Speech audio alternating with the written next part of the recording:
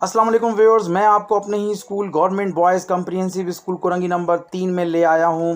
گزشتہ روز وزیر تعلیم سندھ جناب سعید غنی صاحب نے صبح 9 بجے ہمارے اس اسکول کا دورہ کیا اور ایس او پیز پر 100% عمل درآمد کرنے کی ہدایت جاری کی۔ میڈم انیسہ بوگیو کی ہدایت پر اسکول کو نیٹ اینڈ کلین کل ہی کر دیا گیا۔ میڈم انیسہ بوگیو نے اپنے تدریسی اور غیر تدریسی عملے کو یہ ہدایت جاری کی کہ اس پر کسی قسم کی کوئی بھی کوتاہی برداشت نہیں کی جائے گی۔ آپ اس فوٹیج میں دیکھ رہے ہوں گے کہ کس طرح سے یہ تدریسی عملہ اور یہ غیر تدریسی عملہ اس کام کو انجام دے رہا ہے۔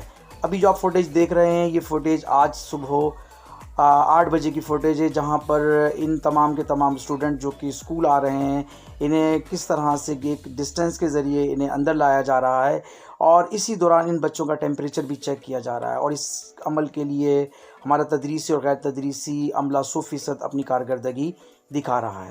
ان میں وہ تمام کے تمام اسٹوڈنٹس جن کے پاس ماسک نہیں تھا، ان اسٹوڈنٹس کو ماسک بھی پرووائڈ کیا گیا۔ اچھا ویورز، میں آپ کو ساتھ ہی ساتھ یہ بتاتا چلوں کہ حکومت سندھ اس میں کسی بھی قسم کی کوئی کوتاہی برداشت نہیں کر رہی۔ اس کی بڑی مثال یہ ہے کہ ہمارے اس اسکول کے اندر مسلسل وزٹ ہو رہے ہیں، اور ایسا نہیں ہے کہ تمام کے تمام اسکولز میں ہائر اتھارٹی وزٹس کر رہی ہیں اور سخت ہدایت جاری کر رہی ہیں۔